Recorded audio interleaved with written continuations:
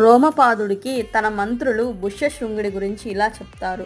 పుష్యశృంగుడు కాని మన దేశంలో అడుగు పెడితే వర్షాలు తప్పక కురుస్తాయని కొందరు మహర్షులు అలాగే మంత్రులు చెప్తారు.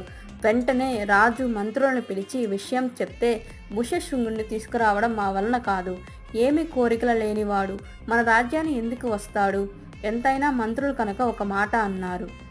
పుష్యశృంగుడికి ఇంద్రియాలు మనస్సు ఉంటాయి.